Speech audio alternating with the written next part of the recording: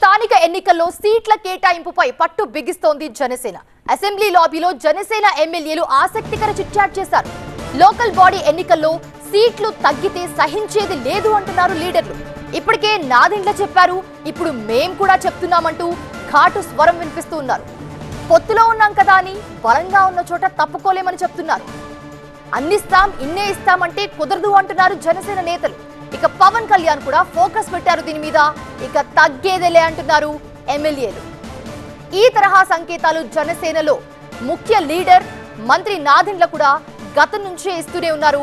ఒకప్పటిలా ఇప్పుడు ఉండదని, సీట్ల విషయంలో కాంప్రమైజ్ అవ్వబోమంటూ క్యాడర్ కి భరోసా ఇచ్చారు.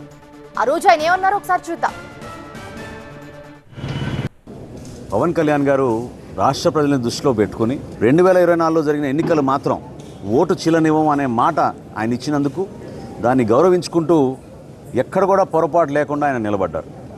సో కూటమిలో మేము 4 అడుగులు వెనకేసినా కూడా అది కూటమిలు బలపరచడానికి ఎన్డీఏ భాగస్వాములుగా మేము ఒక బాధ్యతతోటి ముందుకెళ్ళాం తప్ప అది ఈ రోజున కూడా స్థానిక సంస్థల్లో అదే రీతిలో ముందుకెళ్తున్నాను అనుకోవడం అది పొరపాటు. కాబట్టి జనసేన పార్టీలో ఉన్న మా నాయకులు కార్యకర్తలు వివిధ ప్రాంతాల్లో మేము పర్యటించడం వాళ్ళందరికీ కూడా రాబోయే రోజుల్లో కూడా మీకు పోటీ చేసే అవకాశం కల్పించడానికి కోసం తప్పకుండా మీ నాయకత్వం బలోపేతం అయ్యేటట్టు మీరు క్షేత్రస్థాయిలో పర్యటించండి, నిలబడండి. అప్పుడు వర్తించిన ఫార్ములా ఈరోజు కూడా వర్తిస్తుందనే వార్త ఈరోజు వచ్చింది. అది కరెక్ట్ కాదు. రైట్, మా అసోసియేట్ ఏజర్ ఈశ్వర్ ఉన్నారు. ఈశ్వర్, అసలు అసెంబ్లీలో ఈ టాపిక్ ఎందుకు వచ్చింది? జనసేన పదే పదే ఇస్తున్న హింట్స్ పై టీడీపీ నుంచి ఏదైనా రియాక్షన్ ఉందా? ఎగ్జాక్ట్లీ, చాలా కీలకమైన అంశమే ఇది. సాధారణంగా ఈరోజు అసెంబ్లీ సమావేశాలు ప్రారంభమయ్యాయి. అసెంబ్లీ సమావేశాల సమయంలో ఇట్లాంటి ఎమ్మెల్యేలు కావచ్చు, లేకపోతే మంత్రులు కావచ్చు, లాబీల్లో మీడియా ప్రతినిధులతో చర్చిస్తూ ఉంటారు. ఇట్లాంటి ఆఫ్ ది రికార్డ్ సాధారణంగా ఇవి మీడియా ముందుకు వచ్చి మాట్లాడే వార్తలు కావు. ఇవి మీడియాతో ఆఫ్ ది రికార్డ్ మాట్లాడే మాటలు. సో ఇట్లాంటివి లాబీల్లో చాలా ఆసక్తికరమైన కథనాలు వినిపిస్తుంటాయి. అట్లానే కొంతమంది జనసేన ఎమ్మెల్యేలు కొద్దిసేపు క్రితం లాబీల్లో వేచి ఉన్న మీడియా ప్రతినిధుల దగ్గరికి వచ్చారు. దానిపైన స్థానిక సంస్థల ఎన్నికలకు సిద్ధమవుతున్నారా అని మీడియా ప్రతినిధులు అడిగిన ప్రశ్నకి సమాధానం చెప్తూ ఖచ్చితంగా ఈసారి మాత్రం కూటమి ప్రయోజనాల కంటే జనసేన పార్టీ ప్రయోజనాలే ముఖ్యంగా భావిస్తోంది. ఎందుకంటే ఇప్పుడు కూటమి ప్రయోజనాలను మేము పరిగణలోకి తీసుకోవాల్సిన అవసరం లేదు. ఓటు చీలుతుందన్న భావం ఇప్పుడు లేదు. గతంలో అయితే కూటమి అధికారంలోకి రావాలి అంటే త్యాగం చేశాం. మనం కొద్దిసేపు క్రితం విన్న నాదెండ్ల మనోహర్ వ్యాఖ్యల్లో కూడా అది చాలా స్పష్టంగా కనిపించింది. అప్పటి ఫార్ములానే ఇప్పుడు మళ్ళీ అమలు చేస్తామంటే కుదరదని చాలా గట్టిగా నాదెండ్ల మనోహర్ ఏదైతే చెప్పాడో, ఈరోజు కూడా ఎమ్మెల్యేలు అసెంబ్లీలో నాదెండ్ల మనోహర్ మా వ్యాఖ్యల్ని కోట్ చేస్తూనే ఇక ఖచ్చితంగా బలం ఉన్న చోటల్లా మేము పోటీకి దిగబోతున్నామనే స్పష్టమైన సంకేతాలను ఇచ్చారు.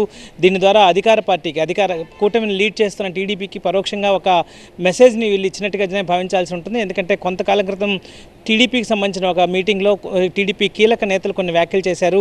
అసెంబ్లీ ఎన్నికల్లో జరిగిన ఉన్న ఫార్ములానే మళ్ళీ ఈసారి కూడా అమలయ్యే అవకాశం ఉంటుంది. కాబట్టి దానికి అనుగుణంగా మీరు సిద్ధం కావాలని చెప్పి ఆ పార్టీ శ్రేణుల్ని సిద్ధం చేసే క్రమంలో ఆ టీడీపీకి సంబంధించిన కీలక నేతలు చేసిన వ్యాఖ్యలను ఉద్దేశించి చెప్పట్లో మనోహర్ చేసిన వ్యాఖ్యలు చాలా సంచలనమయ్యాయి. ఈసారి కూడా పర్టికులర్గా ఈరోజు చెప్పిన మాటల్లో, ఎమ్మెల్యేలు చెప్పిన మాటల్లో పార్టీ అధ్యక్షుడు పవన్ కళ్యాణ్ కూడా ఈసారి చాలా కీన్గా ఉన్నారు. ఇంతకు ముందులాగా కాకుండా బలం ఉన్న చోట పార్టీని వ్యవస్థాగతంగా ముందుకు తీసుకెళ్లాల్సిన అత్యవసర పరిస్థితి ఉంది. కాబట్టి ఎందుకంటే కూటమి ప్రభుత్వం అధికారంలోకి వచ్చింది, ఇకపై ఏమాత్రం ఉపేక్షించాల్సిన, ఇకపై ఇంకా రాజీ పడాల్సిన, లేకపోతే ఇకపై కాంప్రమైజ్ అవ్వాల్సిన అవసరం ప్రస్తుతానికి లేదు. కాబట్టి తమ పార్టీ ఇంకా సంస్థాగతంగా ఎదగలేదు. కాబట్టి ఇదే సరైన, ఎందుకంటే స్థానిక సంస్థల్లో బలపడమే ఏ పార్టీకైనా చాలా కీలకమైన అంశం.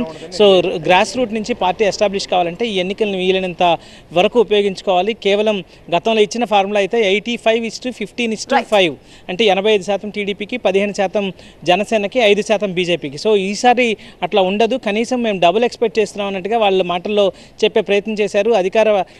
కూటమిని లీడ్ చేస్తున్న టీడీపీకి ఒక హింట్ ఇచ్చారు. సో ఇది భవిష్యత్తులో ఇది పెద్ద విభేదాలకు దారితీస్తుందని చెప్పలేం, కానీ ఖచ్చితంగా ఆయా పార్టీల మధ్య మాత్రం అంత ఈజీ పరిణామం కాదు. ఈ షేర్ల ఓటు, దీనికి సంబంధించిన స్థానిక సంస్థలో సీట్ల పంపకం మాత్రం కొంత రాజకీయంగా ఆసక్తి కలిగించే అంశం ఉన్నట్టుగా మాత్రం ఈరోజు ఎమ్మెల్యేల మాటలను బట్టి మనకు అర్థమవుతుంది.